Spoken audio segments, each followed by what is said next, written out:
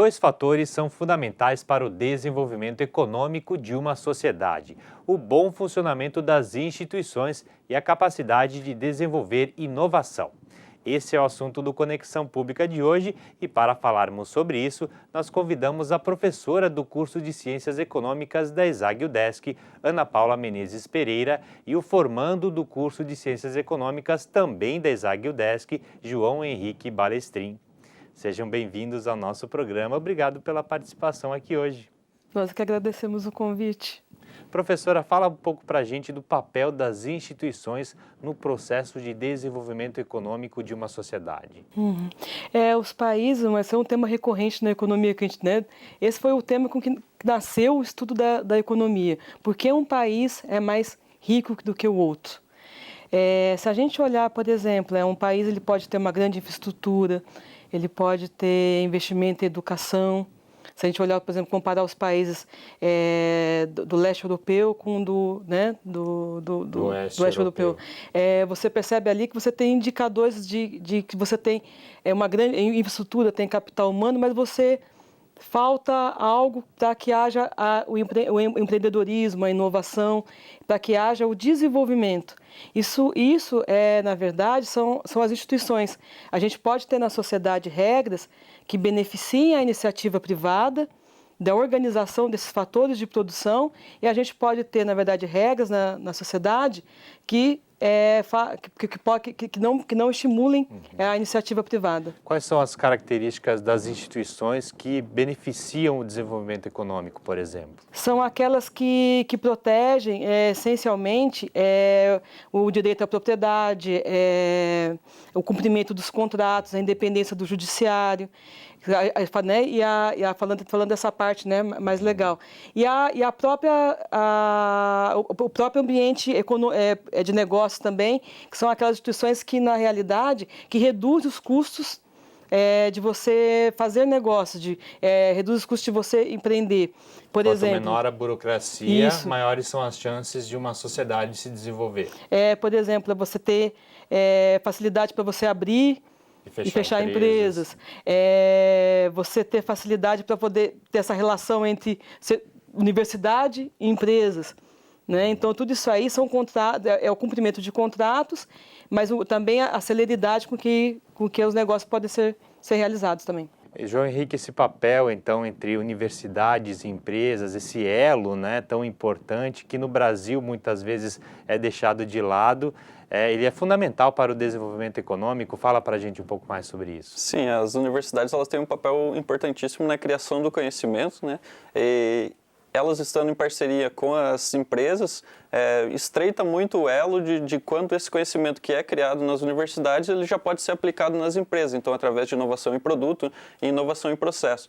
Então, em alguns outros países a gente vê que essa dinâmica universidade-empresa, ela é diferente no Brasil. Por exemplo, nos Estados Unidos, as empresas investem muito na universidade e a universidade também cria projetos que vão ser já prontamente aplicados. E a gente vê que ainda no Brasil tem muito a se fazer nessa área de estruturar como vão ser essas regras para que as empresas possam investir, que a universidade tenha também um benefício com isso, que os alunos aprendam melhor e que isso acabe gerando desenvolvimento econômico, aumento da produtividade. Professora, no Brasil ainda existe uma certa cultura de que a universidade ela não pode ficar muito dependente de empresas, por exemplo. Isso até evita ou prejudica esse elo com as empresas, com o setor produtivo. Na sua avaliação, isso precisa ser mudado? Eu acredito firmemente que sim. Pois a aliança entre as universidades e as empresas, na verdade, beneficia a sociedade na medida que a universidade passa a cumprir o papel dela dentro da sociedade, que é formar bons profissionais que atendam às necessidades do mercado e, por outro lado, a aliança da universidade com o setor privado, com as empresas, faz com que seja estimulada a aplicação das técnicas e dos conhecimentos que são desenvolvidos dentro da universidade. Um exemplo que a gente pode falar, por exemplo, a gente tem aqui na UDESC, a gente tem o Centro, né, de Tecnologia lá de Joinville, o CCT, que tem lá convênio, né, com uma empresa que quando o parafuso afrouxa, ele fica colorido. Então, quer dizer, isso aí foi desenvolvido num projeto dentro da universidade. Isso ajudou Isso ajudou os alunos a aplicarem o conhecimento e, ao mesmo tempo, vai ajudar a sociedade. Eu acredito que não prejudica a autonomia, mas sim faz com que a universidade o espaço universitário seja melhor aproveitado. Esse é um exemplo, é um bom exemplo, né, de como as instituições, como é o caso das universidades, elas podem beneficiar, podem estimular o desenvolvimento econômico, né? Mas com relação à inovação, que também é um outro ponto importante nesse quesito do desenvolvimento econômico, como as instituições elas podem promover a inovação numa sociedade, professor? A inovação, ela surge, na verdade, de uma ideia nova, né? Você tem uma ideia nova e você tem uma invenção. Para você poder inovar, você tem entre você ter uma ideia nova e entre você colocar ela em prática, você tem que empreender, você tem que ter o empreendedorismo. Precisa ter um apoio. Você precisa ter um apoio, você precisa ter alguém alguém, uma organização que se disponha a tomar o risco de colocar aquela invenção em prática na sociedade. Para que isso aconteça, você não vai investir em algo que você não sabe se vou fazer um contrato, eu não sei, né? Só que você tem que ter certeza que esse contrato vai ser cumprido. Você tem que ter certeza que o dinheiro que você colocou no banco, daqui a um ano, você tem que ter certeza, tem que ter uma previsibilidade de quanto ele vai estar valendo daqui a um ano. Então, a confiança, até na moeda, a moeda é uma instituição do país. Se você não acredita na moeda do país, como é que você vai investir nesse país? Se você não, então, até isso faz parte um papel importante das instituições é promover a estabilidade. Isso, a confiança. A gente poderia falar assim, né? Isso. A estabilidade faz parte do processo de confiança.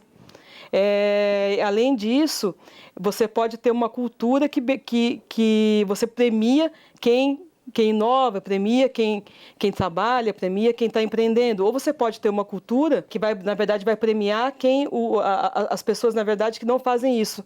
Então, quando você tem uma sociedade onde você tem uma diferenciação na remuneração baseada na produtividade das pessoas, aí na verdade, você está criando um esquema de incentivos. Se você tem uma sociedade, vamos supor, uma sociedade que todos ganham a mesma coisa, independente do esforço que fazem, você está criando um sistema de desincentivo à inovação. Está desestimulando a inovação. Isso, está desestimulando a inovação. E como é que a gente poderia colocar o Brasil nesse quesito? Como é que o Brasil pode ser avaliado na inovação, professora? Agora, em 2015, saiu o Índice Global de Inovação.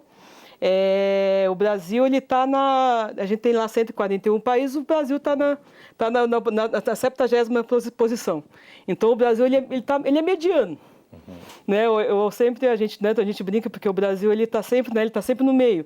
Ele não está tão ruim, ele não está entre os piores nem entre os melhores, mas o que eu acho muito, muito triste de a gente estar sempre no meio é que a gente não tem evoluído. A gente não evolui para uma posição melhor. A gente se mantém naquela posição mediana. E então, para a gente poder dar um salto dessa posição, eu acho que a gente vai ter que passar por uma reformulação da nossa forma de pensar, da nossa forma de encarar a sociedade, de encarar as regras, e a nossa forma também de pensar no Estado como algo, como alguém, né, que a gente pensa o Estado como alguém, a gente tem, né, como alguém que tem que nos ajudar a sobreviver, que tem que nos auxiliar. Tem muita coisa, então, que precisa ser feita, né, João Henrique? Essa mudança de mentalidade, como a professora falou, para tentar premiar, incentivar a inovação, não só que a população fique esperando algo do Estado, mas também que corra atrás, que proponha e que atue nesse sentido para promover o desenvolvimento econômico do país. Com certeza. Até o próprio conceito de instituições, como o Douglas North coloca, são as regras do jogo. Então, basicamente, a Constituição é a regra do jogo para o governo, é a regra do jogo para as pessoas. As leis também são a regra do jogo. Tem também o fator dos costumes. De certa forma, os costumes que a gente tem, eles restringem também o comportamento. Então, é uma regra do jogo que está posta também para as pessoas. Todas essas regras vão ditar quais são as atividades que vão ter mais incentivos ou menos. Então, dessa forma, com base nisso tudo, você acaba tendo, como a professora acabou colocando, sociedades que acabam tendo mais incentivos a inovar, por exemplo, ou sociedades que têm menos incentivos. E o papel do Estado é realmente dar possibilidades para o setor produtivo que ele possa estar investindo, porque a inovação é um investimento. Então, como a professora também já colocou, se não existe uma previsibilidade, se não existe uma estabilidade, isso é levado em conta quando a empresa vai investir ou vai investir num projeto de P&D, por exemplo. Então, se ela não sabe se ela vai ter retorno com aquilo, ela provavelmente não vai colocar o dinheiro dela naquele processo produtivo. E numa situação que a gente está hoje, com instabilidade, onde as empresas não veem ou algumas partes do mercado não veem como o governo tomando atitudes necessárias para resolver a crise que a gente está vivendo, então isso é um cenário de incerteza, o que faz com que as empresas retraiam o investimento em capital físico e até mesmo na própria inovação. Com certeza, como se diz, né, isso afugenta os investidores, né? Uma palavra tão em voga na moda. Eu vou pedir um pequeno intervalo, a gente volta em seguida a falar sobre o desenvolvimento econômico, as instituições e a inovação. Até já!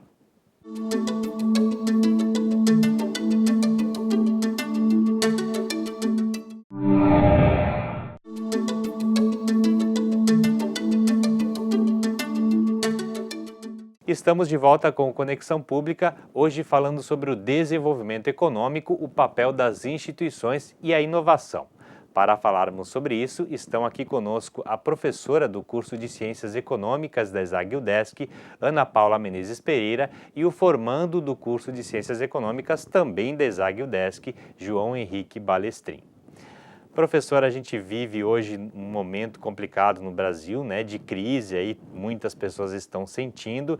E como é que a inovação, como as instituições, elas podem ajudar o país a enfrentar esse momento e a superar esse momento? Eu acredito que a crise que nós estamos passando é uma crise econômica, política, mas é uma crise que, na realidade, ela tem um grande impacto e, de certa forma, foi causada também por uma crise das instituições. A gente passa por uma crise institucional no sentido de uma crise de confiança nos nossos valores, no setor político, no ambiente político, nas regras. Uma coisa que a gente talvez tenha que repensar nesse momento, momentos de crise eles podem, na verdade, ser uma oportunidade para que a gente renove a forma de pensar e a forma de agir em um país. A nossa Constituição vem de 88, né, um período pós-ditadura, e ela, de certa forma, eu acho que talvez seja o momento da gente começar a repensar até a forma como essa Constituição... É uma Constituição muito permissiva, cheia de direitos, né? Mas muitas vezes é esquecido a parte dos deveres, que também é muito importante, né, professora? Sim, é muito importante a parte dos deveres e também a parte de que a Constituição ela tem que permitir que o setor privado e as empresas, os empresários sejam enxergados não como vilão. Não como vilão. Mas sim como um setor que tem que ter a liberdade de agir e tem que ser... A carga tributária não tem que cair pesadamente sobre quem produz. Uhum. E, né, então você tem a Constituição, de certa forma, ela acaba levando, eu acredito que acaba levando essa carga tributária muito pesada, a dificuldade burocrática das empresas investirem. E eu acho que essa é uma parte que a gente vai ter que repensar. Essa questão da dificuldade burocrática é muito importante, né? A gente sabe que no Brasil a burocracia é muito grande, é difícil aí para abrir, para fechar uma empresa.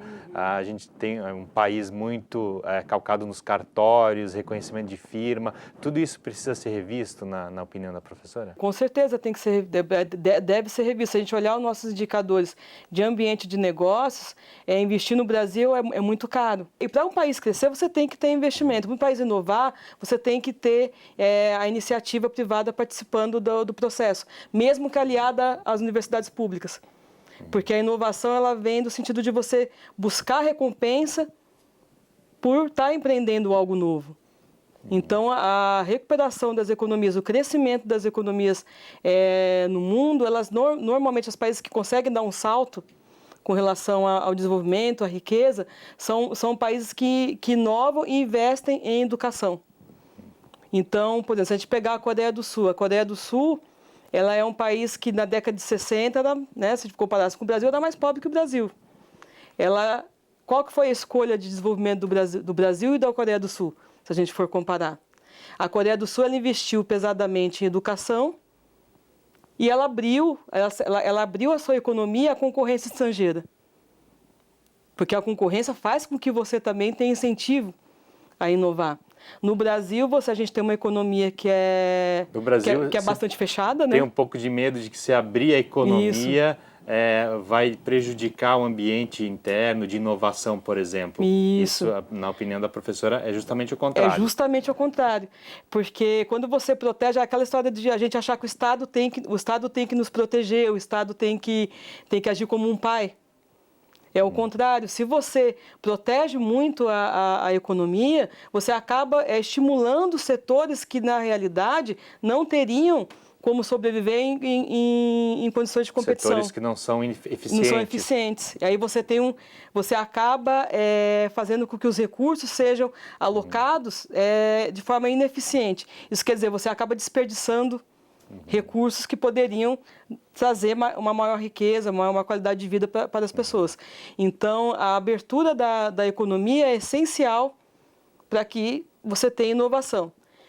A educação é essencial para que se tenha inovação, mas não a educação em números, mas a educação em qualidade.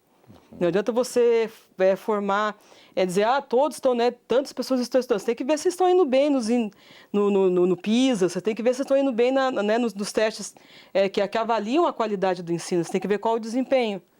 E eu acho que essa que é a saída. E com relação à crise que a gente está passando agora, a gente tem, no Brasil, as nossas instituições elas não estão funcionando.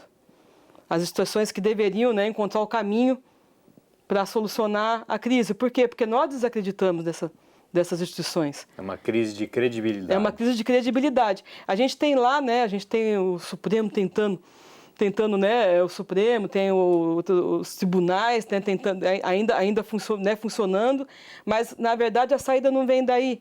A saída vem, na verdade, do setor político, vem, na verdade, da nossa organização na sociedade. Se a gente olhar, por exemplo, a gente fala, a culpa é a gente olha para o legislativo, para o executivo e fala, a culpa são deles que estão lá. Será que são deles que estão lá ou será que é nossa também? Os políticos, os partidos políticos, eles são o quê? Eles nos representam. Então, eles, na verdade, eles são o reflexo dos nossos valores. Enquanto a gente, a população, continuar tendo uma cultura que, na verdade, a gente continua votando nas mesmas propostas, no mesmo perfil de proposta que diz que o Estado tem que nos proteger, o Estado tem que nos beneficiar, então a gente vai continuar tendo esse tipo de instituição. No momento de crise como esse, é isso que eu acredito, pode fazer com que o país e os jovens, os nossos alunos, eles, na verdade, comecem a repensar. Eles começam a criar outro tipo de valor, enxergando isso que a gente até agora, talvez seja um momento ideal para que a gente repense a forma de agir na sociedade. Está certo, João Henrique, mas apesar do que isso que a gente está discutindo, do que a professora vem falando, também existem boas iniciativas no país. Inclusive, a UDESC mesmo mantém uma empresa júnior que ajuda as empresas a melhorarem a gestão, que é muito importante para superar esse momento de crise, né? Exatamente, lá a gente tem a empresa júnior, a SLAG Júnior, que é da consultoria em administração, então a empresa acaba sendo formada por alunos e presta serviço de consultoria para pequenas e médias empresas. Então a gente vê que ainda a administração das empresas ainda tem alguns problemas e ter esse auxílio da universidade, uma consultoria a um custo menor para essas empresas é essencial para elas sobreviverem aí nesse período. Outra iniciativa bastante importante são as incubadoras de empresas que existem em diversas universidades. São incubadoras que ajudam aí a empresa a se organizar no primeiro momento de vida ia enfrentar um mercado já bem estabelecida, né? Sim, as incubadoras elas têm um papel importantíssimo em fazer a ideia virar um negócio, né? Virar uma empresa. Então ela dá todo aquele auxílio burocrático, a gente falou bastante sobre a burocracia dos tributos, a dificuldade de abrir empresa. Então as incubadoras, elas, além do, claro, suporte de gestão, dá esse suporte jurídico, esse suporte de burocracia com que faz com que aquela pessoa que tem uma ideia, mas não necessariamente sabe como fazer ela virar um negócio, acabe tendo uma facilidade de fazer isso, inovando em produto ou criando um novo serviço. A inovação não é simplesmente a ideia, como inclusive a professora já falou, né? Mas sim colocar essa ideia em prática, que muitas vezes é o mais difícil, professora. Muitas vezes é o mais difícil. É difícil criar a ideia e é difícil colocar em prática. As duas coisas. Num país como o nosso, que é um país que a gente diz que é um país emergente, um país que ele é mediano, né? Para a gente, muito da inovação que a gente poderia ter, a absorção de tecnologia externa é muito importante para o país. Quando a gente importa a tecnologia, a gente está, na verdade, criando condições para que a gente possa criar novos produtos. E no país onde você tem dificuldade para importar tecnologia, importar bens de capital, ou você tem regras que restringam a importação, que restringem o comércio, é muito difícil as empresas conseguirem reduzir seus custos de produção, pois elas não podem importar tecnologia. Então você pega ali a indústria naval, teve aquela, né, para poder receber dinheiro, né, receber recursos do Estado, ela teria que obedecer uma regra de, né, comprar insumos do país, vamos supor assim. Logicamente, você vai ter um custo mais elevado e você não tem um estímulo à competição. Perda de eficiência muitas vezes. Né? A Petrobras é um grande exemplo de ineficiência com relação à utilização dos recursos. Estou nem falando de corrupção, estou falando de ineficiência com relação à política, a política com relação à administração das empresas. Então você não pode criar monopsônios, né, artificiais, fazer com que as empresas artificialmente tenham que comprar equipamentos ou insumos de um determinado país. E além da burocracia e dessa dificuldade em importar tecnologia, que outros fatores a professora poderia elencar para a gente que dificultam o surgimento de inovação dentro do país? Imagine só, você quer construir um novo negócio, você tem uma nova ideia e você quer implementar.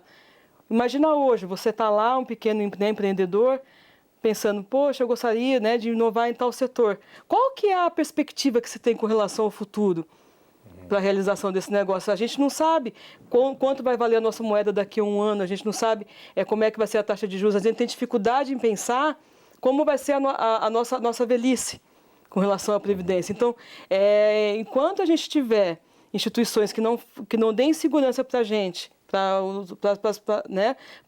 as empresas, para os estudantes, com relação ao emprego, que não deem essa segurança institucional com relação ao futuro, não deem confiança, as empresas não vão se sentir estimuladas a investir. As regras precisam existir, as pessoas precisam confiar que essas regras sejam cumpridas. Isso. Né? Infelizmente o tempo do programa chegou ao fim, agradeço novamente a participação de vocês aqui hoje. Então tá, obrigada e a gente que agradece muito a oportunidade. Tá bom então. E o Conexão Pública vai ficando por aqui. Nós voltamos na semana que vem. Até lá.